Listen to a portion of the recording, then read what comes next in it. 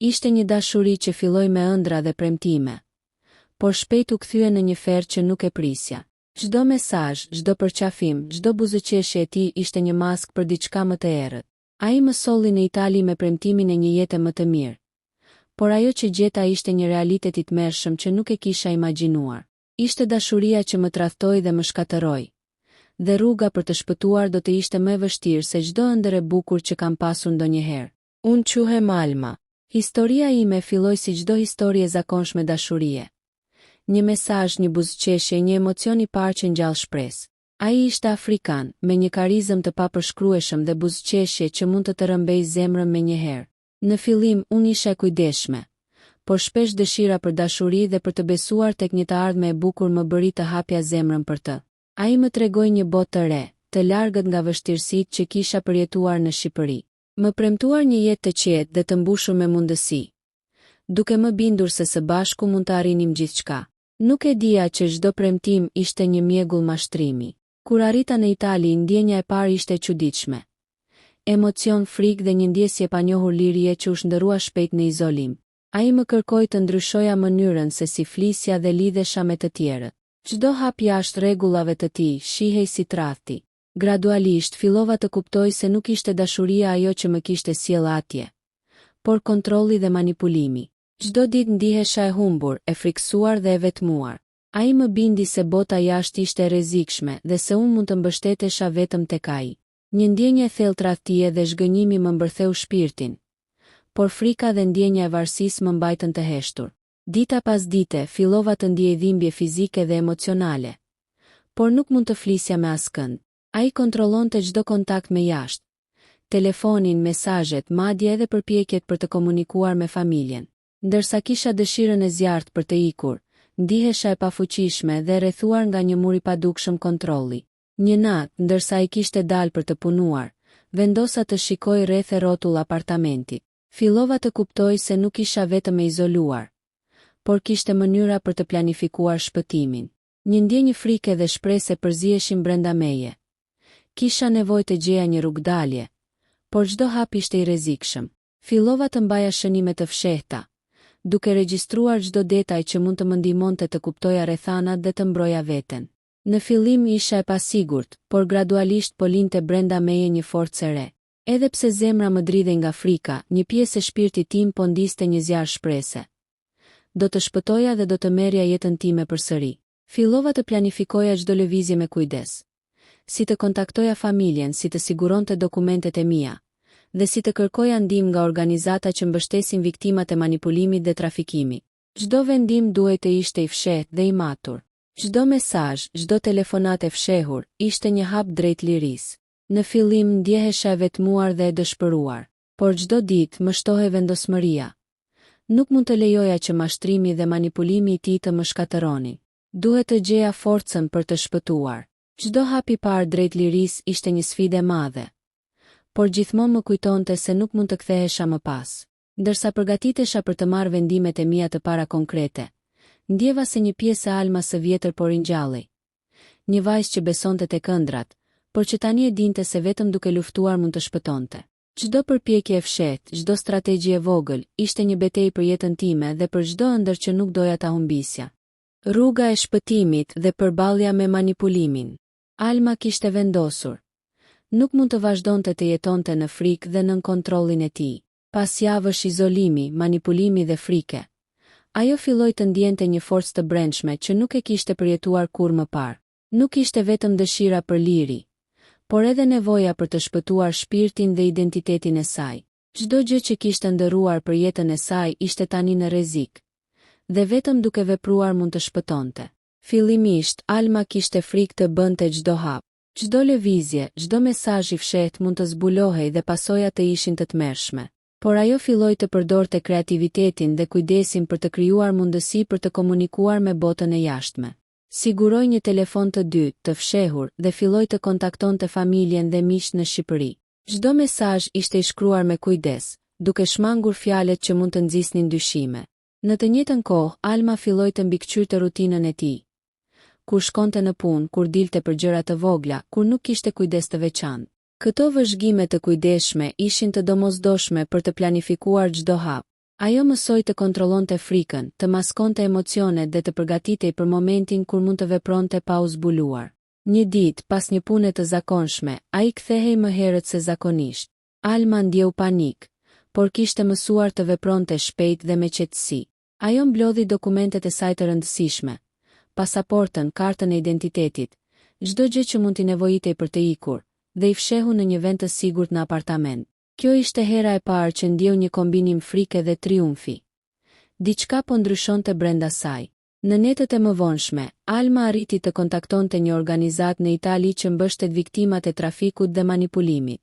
Ajo e shpjegoi situatën pas zbuluar vendodhjen e saj, duke përdorur një gjuhë të kujdesshme dhe duke treguar dëshirën për ndihmë. Organizata e siguroi se do të ishte mbrojtur dhe se mund të merrte një rrugdalje të sigurt. Ky ishte një moment i rëndësishëm. Alma ndjeu për herë të parë shpresë reale. Ndërsa ditët kalonin, ajo filloi të përgatitej për largimin. Një pjesë e saj dridhej nga frika, por pjesa tjetër ndjente një forcë të madhe.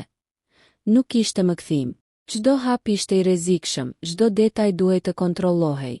Ajo përdorte çdo moment të lirë për të studiuar rreth vendit, rregullat e organizatës dhe mënyrat për të siguruar një ikje të sigurt. Një pasdite, kur ai doli për një angazhim të gjatë, Alma veproi. Pasi kishte kontrolluar që të gjitha rrugët për të dalë nga apartamenti ishin të sigurta, ajo mori dokumentet, disa sende personale dhe një telefon të fshehur. E shoqëroi çdo hap me kujdes, duke ecur pa zhurmë, duke shmangur kamerat dhe njerëzit e panjohur në rrugë. Zemra i rrihte fort, por ndjeu një liri të çmueshme që nuk e kishte përjetuar kurrë më parë. Kur arriti në pikën e takimit me organizatën, u ndje lehtësuar dhe e mbrojtur. Ajo u përqafua nga një staf i specializuar që e udhëhoqi drejt një vendi të sigurt, ku mund të pushonte dhe të rifitonte forcën e saj. Për herë të parë pas shumë muajsh, Alma ndjeu se nuk ishte më izoluar dhe e pafuqishme. Gjatë javëve të ardhshme, ajo filloi të rikuperonte. Organizata e mbështeti për dokumentet, regjistrimin dhe strehimin e sigurt. Alma u lidh me psikolog dhe këshilltar që e ndihmuan të përballonte traumat e përjetuara. Çdo ditë ishte një hap drejt rimëkëmbjes, dhe ndonse plagët emocionale ishin të thella, ajo filloi të ndjente se mund të ndërtonte përsëri jetën e saj. Një nga sfidat më të mëdha ishte përballja me mashtrimin emocional të ish i dashurit të saj. Alma e kuptoi që ai kishte përdorur dashurinë për të kontrolluar dhe manipuluar. Ishte një dhimbje e madhe të pranonte këtë realitet. Por çdo njohje e këtij mashtrimi i dha forcë për të mos u kthyer prapa dhe për të ndërtuar një jetë të re, të lirë dhe të pavarur.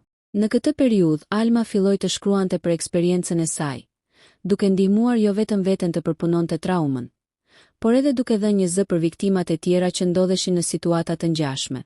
Ajo e përdorte rrëfimin si një mjet për të edukuar dhe për të treguar se, pavarësisht frikës dhe manipulimit, ka gjithmonë një rrugdalje.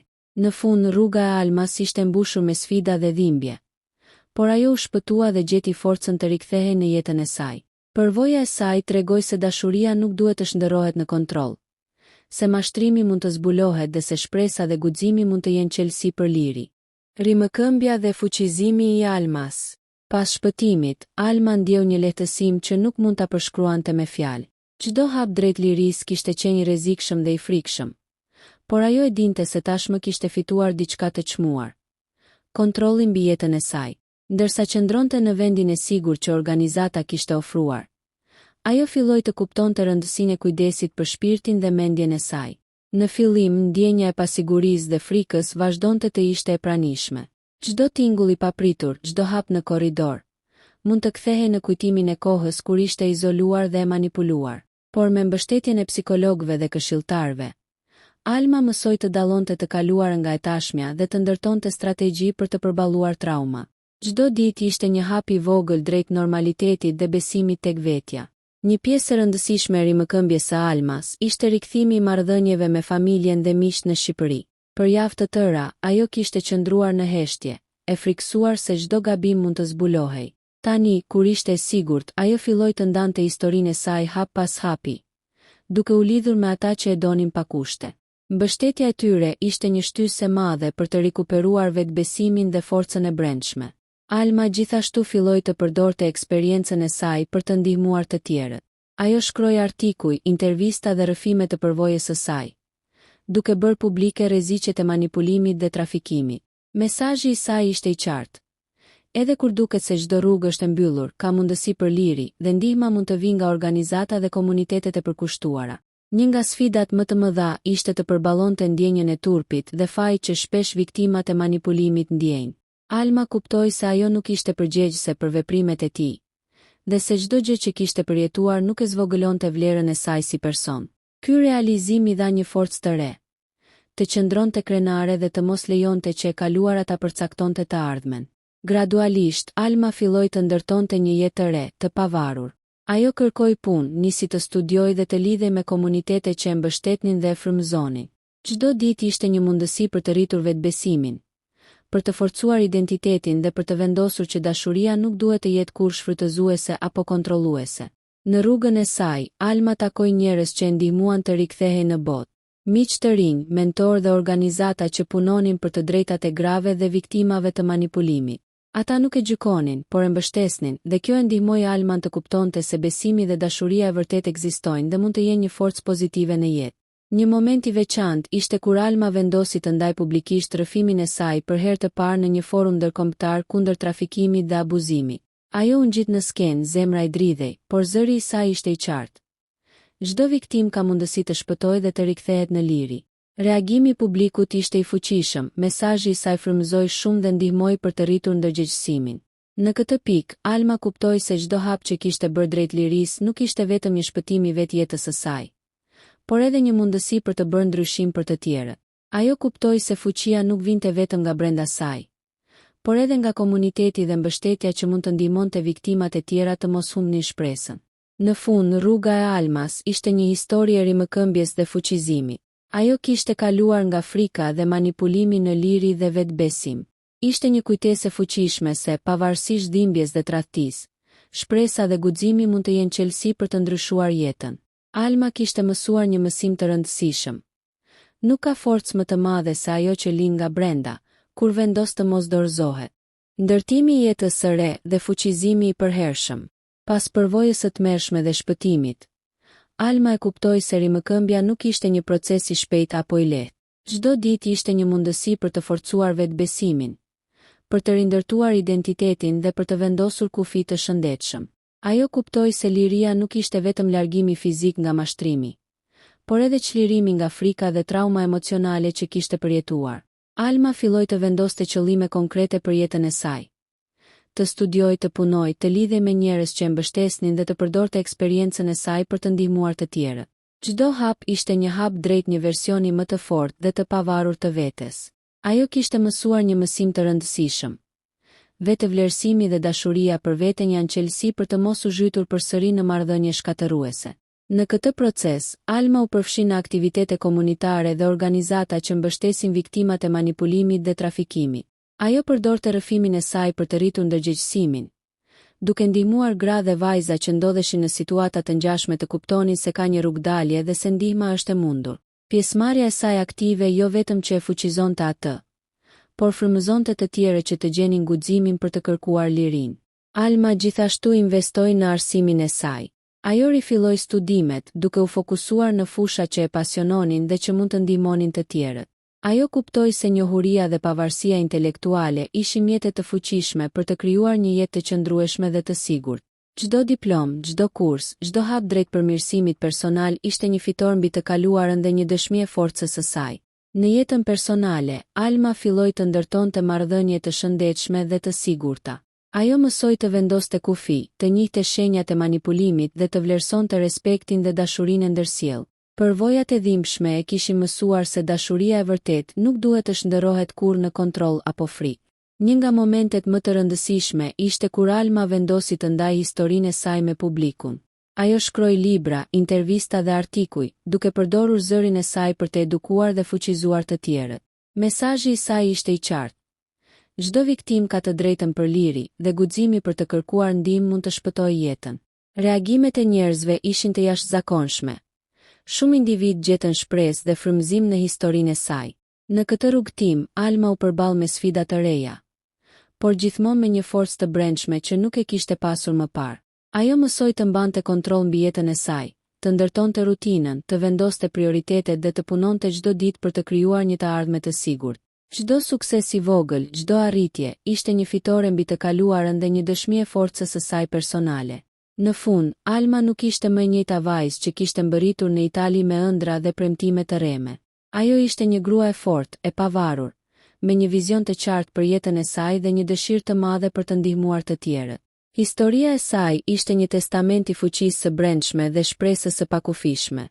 Alma kuptoi se dhimbja mund të shndërrohet në forcë, se trauma mund të shërbejë si mësim dhe se dashuria e vërtet fillon gjithmonë me respektin dhe kujdesin për vetveten. Ajo kishte krijuar një jetë të re, të mbushur me mundësi, shpresë dhe dashuri të pastër, një jetë që askush nuk mund ta merrte më kurrë. Kulmi i jetës së Almas dhe ndikimi në komunitet. Pas muajsh rikuperimi, Alma ndjeu se ishte gati të dilte nga strehimi i sigurt dhe të ndërtonte jetën e saj të re në mënyrë të pavarur. Ajo kishte krijuar një rutinë të qëndrueshme. Ishte lidhur me njerëz të rinj që e mbështesnin dhe kishte marrë pjesë aktivisht në organizata që ndihmonin viktimat e trafikimit dhe manipulimit. Për Alman, çdo ditë ishte një mundësi për të forcuar vetbesimin dhe për të treguar se liria dhe fuqia janë të mundshme edhe pas përvojave traumatike. Një nga arritjet më të mëdha ishte krijimi i një programi edukativ për viktimat e manipulimit dhe të abuzimit. Alma përdorte historinë e saj personale për të treguar rrugët e fshehta të shpëtimit, për të mësuar shenjat e manipulimit dhe për të frymëzuar gratë dhe vajzat të kërkonin ndihmë. Programi i saj u bë i njohur brenda komunitetit dhe më gjerë, duke u bërë një burim shprese dhe fuqie për shumë që ndodheshin në situata të ngjashme. Në këtë periudhë, Alma gjithashtu rifilloi arsimin e saj. Ajo përfundoi një diplomë universitare dhe filloi kurse specializuese që i lejonin të ndihmonte viktimat nga perspektiva ligjore dhe psikologjike. Çdo hap drejt përmirësimit personal ishte një fitore mbi të kaluarën dhe një dëshmi se forca e brendshme mund të shndërrohet në sukses konkret. Një moment kulmor ishte kur Alma u ftua të fliste në një konferencë ndërkombëtare kundër trafikimit dhe abuzimit. Ajo u ngjit në skenë, zemra i dridhej nga emocionet, por zëri i saj ishte i qartë dhe i fuqishëm. Ajo tregoi historinë e saj, sfidat, frikërat dhe momentin kur mori guximin për të shpëtuar.